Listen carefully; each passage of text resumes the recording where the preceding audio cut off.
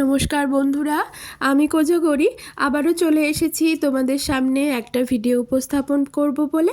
আজ যে সংক্রান্ত তথ্য তোমাদের সামনে আমি উপস্থাপন করতে চলেছি বন্ধুরা, এটি একটি অবাক করা তথ্য, যার দ্বারা তোমরা ভীষণভাবে উপকৃত হবে মা দুর্গার কৃপায়, মা কালীর কৃপায়, অর্থাৎ মাতৃশক্তির কৃপায়। হ্যাঁ বন্ধুরা, ঠিকই শুনেছ। এই তথ্যটি অতি প্রাচীন একটি তথ্য, একটি টোটকা উপাচার। এটি যদি মন থেকে ভগবানের ওপর আস্থা বিশ্বাস রেখে ক্রিয়াটি যদি সম্পন্ন করতে পারো, হাতে নাতে ফললাভ করবে। বন্ধুরা, তোমাদের ঠাকুর ঘরে বা ঠাকুরের স্থানে নিশ্চয় মাতৃশক্তির কোনো আলেখ্য বা চিত্রপট বা বিগ্রহ থাকবেই বা মূর্তি থাকবেই, তাই তো? এটা আমাদের সনাতন ধর্মাবলম্বী হিন্দু, বাঙালি বলো অবাঙালি বলো, সকলের বাড়িতেই থেকে থাকে। সেইখানে এই ক্রিয়াটি সম্পন্ন করতে হবে। এমনকি যদি তোমার ঠাকুরের সিংহাসনে বা ঠাকুর ঘরে না থেকে থাকে, সেক্ষেত্রে বলবো আমাদের বাড়িতে মাতৃশক্তির ক্যালেন্ডার থেকেই থাকে, সেখানেও কিন্তু এই ক্রিয়াটি সম্পন্ন করতে পারো।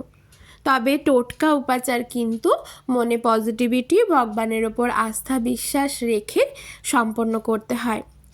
যদি করতে পারো বন্ধুরা, আশা করি বড় মায়ের কৃপায় অনেক ফললাভ করবে।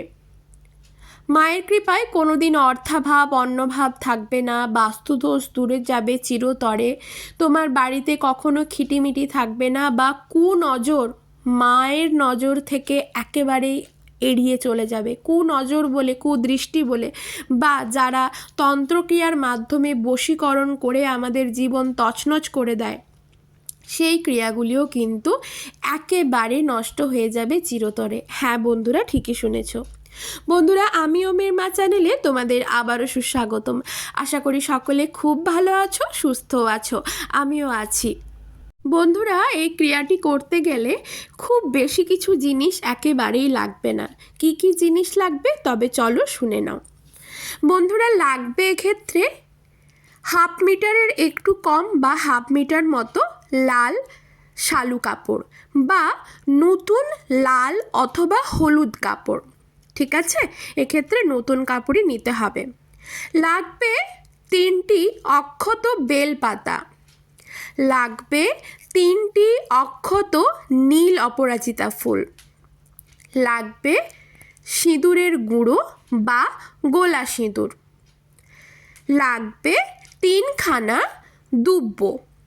দুর্বাঘাসটি যেন বিজোড় সংখ্যায় থাকে। আশা করি সকলেই জানো দুর্বাঘাস কেমনভাবে রাখতে হয়। আর একটি জবা ফুল। কিভাবে কি প্রসেসে সম্পন্ন করবে ক্রিয়াটি, তো চলো শুনে নাও। বন্ধুরা, আমাদের ঠাকুর ঘরে সবারই বাড়িতেই বলছি ঠাকুরের ছোট প্লেট বা র্যাকআপ থেকেই থাকে। এক্ষেত্রে যেটা করতে হবে, ঠাকুরের র্যাকআপের ওপর ওই যে লাল শালু কাপড় বা লাল নতুন কাপড় অথবা যে হলুদ কাপড়টি বললাম সেটি নেবে, সেটি ভাঁজ করে রাখবে ওই ঠাকুরের র্যাকআপটির ওপর। তবে ঠাকুরের র্যাকআপটি যেন স্টিলের না হয়, এটা একটু লক্ষ্য করবে। কাঁসা বা পেতল বা কাঁচের হলে ভালো হয়।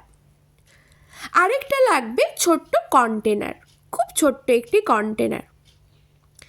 আচ্ছা, নতুন ওই কাপড়টি র্যাকআপটি বা প্লেটের ওপর ভাঁজ করে রাখলে তোমার বাড়িতে মাতৃশক্তির যে চিত্রপট বা আলেখ্য আছে সেখানে এই ক্রিয়াটি করতে হবে।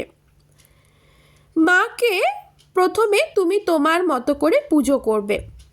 আগামীকাল হলো মঙ্গলবার। মঙ্গলবার এই ক্রিয়াটি সম্পন্ন করতে পারলে ভীষণ ভালো হয়। যদি মঙ্গলবার কোনোভাবে স্কিপ করে যাও, সেক্ষেত্রে শনিবার দিনও কিন্তু ক্রিয়াটি সম্পন্ন করতে পারো, তাহলেও চলবে। ক্রিয়াটি সম্পন্ন করার 24 ঘন্টার মধ্যে ফলপ্রদায়ী হবে তুমি। হ্যাঁ বন্ধুরা, ঠিকই শুনেছ।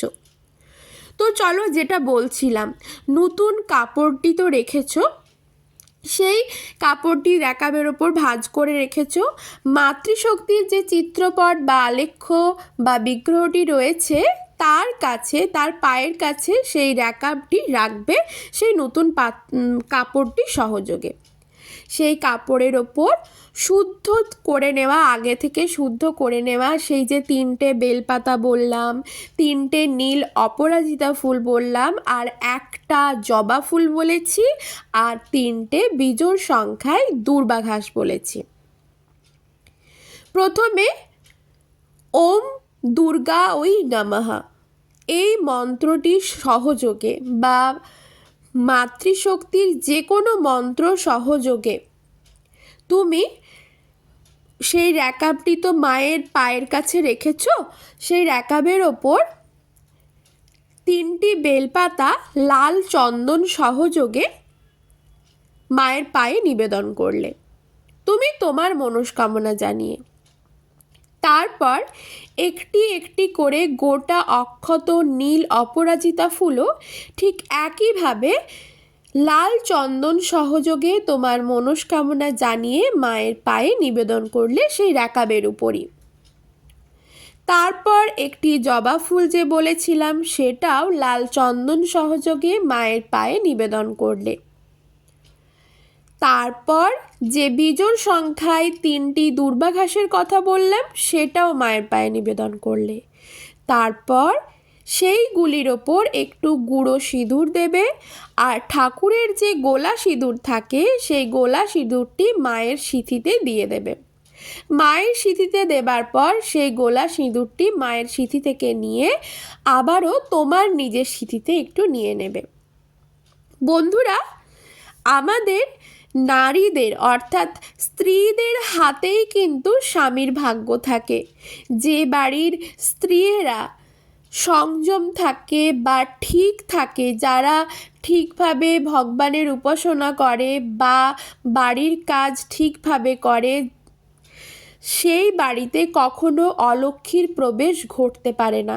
তাই বন্ধুরা, এই ক্রিয়াটি যে কোনো নারীকেই করতে হবে। এক্ষেত্রে বলবো না যে কোনো ব্যক্তি করলে অর্থাৎ নারী ছাড়া পুরুষ করলে কোনো অসুবিধে হবে, সেটা আমি বলবো না, করা যেতেই পারে। তবে নারীরা অর্থাৎ স্ত্রীরা যদি এই ক্রিয়াটি সম্পন্ন করতে পারে তবে 24 ঘন্টার মধ্যে হাতে নাতে ফললাভ করবে। আমি নিজে ফলপ্রদায়ী হয়েছি, সেই ক্ষেত্রে নিজে উপকৃত হয়ে তবেই তোমাদের কাছে ক্রিয়াটি তুলে ধরছি। বন্ধুরা, এই ক্রিয়াটি সম্পূর্ণ আমার নিজের ক্রিয়া, আমি নিজে থেকে মনে হয়েছে তাই এই ক্রিয়াটি করেছি এবং আমি মায়ের কৃপায় ফলপ্রদায়ী হয়েছি। আমার বাড়িতেও মাতৃশক্তির যে মূর্তি আছে সেখানে ক্রিয়াটি করেছিলাম, আমি নিজে ফলপ্রদায়ী হয়েছি। এই ক্রিয়াটি করো, তারপর মায়ের যে কোনো মন্ত্র ওম দুর্গা ওই নমঃ বা নমো দুর্গা বা ওম মহাকালী নমঃ, যে কোনো মাতৃশক্তির অর্থাৎ মা কালীর বা মা দুর্গার যে কোনো মন্ত্র জপ করো, হয় 21 বার, নয় 51 বার, নয় 108 বার। জপমালা সহযোগে যদি 108 বার জপ করতে পারো তাহলে ভালো হয়। জপমালা যদি না থাকে সেক্ষেত্রে ঘড়ি ধরে টানা 10 মিনিট জপ করতে পারো। তারপর তুমি তোমার মনস্কামনা জানাবে। জানানোর পর মাকে ঘিয়ের প্রদীপ, হ্যাঁ বন্ধুরা ঠিকই শুনেছ, ঘিয়ের প্রদীপ সহযোগে মায়ের আরতি করবে। এই দিন একটু কষ্ট করে ঘিয়ের প্রদীপ সহযোগে মায়ের আরতি করবে, ধূপ ধুনো দেবে, মাকে নৈবেদ্য সাজিয়ে দেবে তুমি তোমার সাধ্য মতো। সেটা তুমি 5 রকম ফলেও দিতে পারো, 1 রকম ফলেও দিতে পারো বা মিষ্টি দিয়েও দিতে পারো। তোমার সাধ্য অনুযায়ী মাকে নৈবেদ্য সাজিয়ে দাও। তবে সাধ্য সামর্থ্যের বাইরে কোনো কিছু ক্রিয়া করতে যাবে না। ঘিয়ের প্রদীপটি যে প্রজ্বলন করবে সেক্ষেত্রে ঘিয়ের প্রদীপের মধ্যে 1খানা গোটা অক্ষত লবঙ্গ আর একটি কর্পূর ফেলে দেবে। তারপর সেই ঘিয়ের প্রদীপ প্রজ্বলন করে মায়ের আরতি করবে। করার পর 24 ঘন্টার মধ্যে হাতে নাতে তোমরা ফললাভ করবে। তবে সবার চোখের আড়ালে এই ক্রিয়াটি তোমাকে সম্পন্ন করতে হবে, আর এই দিন সম্পূর্ণ নিরামিষ আহার গ্রহণ করতে হবে তোমাকে। পারলে নিজের বাড়ির লোকগুলিকেও নিরামিষ আহার করিও। কেমন? সেই দিন আমিষ খাবারটা না খাওয়াই আমার মনে হয় ঠিক হবে। যদি সেক্ষেত্রে কেউ বলে যে আমি পারবো না নিরামিষ খেতে, তো জোর করার দরকার নেই, তুমিই চেষ্টা করবে নিরামিষ খাবার খাওয়ার। আর এই ক্রিয়াটি যখন করবে, যখন মায়ের কাছে আরতি করবে, সেই আরতির শিখাটি তোমার রান্নাঘরেও একবার ঘোরাবে, তোমাদের বেডরুমে ঘোরাবে, কিচেনে ঘোরাবে, এমনকি তোমার যে সদর দরজার সামনেও কিন্তু ঘোরাবে। করার পর এই ক্রিয়াটি দুপুরবেলা বা সকালবেলা পুজো করার সময় করলে, সন্ধেবেলায় পুজো করে তো দুপুরবেলা বেরিয়ে চলে এলে, সন্ধেবেলায় যথারীতি সন্ধে দেখাতে গেছো, তখন তুমি তোমার সন্ধে প্রদীপ জ্বালার সময় সর্ষের তেলের প্রদীপও প্রজ্বলন করতে পারো। করলে তুমি তোমার মতো করে পুজো করলে, সেই জিনিসটি সেখানেই রইল। তার আগে তুমি মায়ের ভোগটি সরিয়ে সকলকে বিতরণ করে তারপর নিজে গ্রহণ করে নিয়েছো। সন্ধেবেলায় যখন যাচ্ছ মায়ের পায়ের কাছে তো এটা রয়েছে, সেই সময় যে হলুদ কাপড় বা লাল শালুটি বললাম, তার মধ্যে তো জিনিসগুলি রাখা আছে, এটি 3টি গিঁট দিয়ে বেঁধে দাও। গিঁট দেওয়ার সময় কোনো মন্ত্র আলাদা করে উচ্চারণ করার দরকার নেই, তবে সন্ধে দেখানোর পরই ক্রিয়াটি করবে। করার পর যে ছোট্ট কন্টেনারটি বলেছিলাম, সেই কন্টেনারের মধ্যে ওই পুঁটুলিটিকে রেখে দাও। সারা জীবনের জন্য রেখে দাও, জিনিসটা নষ্ট হবে না। রেখে দাও, তুমি এমন মূল্যবান জায়গায় রাখো যেখানে কোনো কারোর হাত যাবে না, বাচ্চা থেকে বয়স্ক কারোর হাত যাবে না। সেটিকে প্রতিদিন একটি করে ফুল দেবে, পুজো করবে। তুমি ঠাকুরের স্থানেও রাখতে পারো। বন্ধুরা, এই ক্রিয়াটি করলে বাস্তুদোষ চিরতরে মুক্ত হবে, প্রচুর অর্থ লাভ করবে, তোমার স্বামী হবে ধনবান রাতারাতি, 24 ঘন্টার মধ্যে হাতে নাতে ফললাভ করবে। সবাই খুব ভালো থেকো।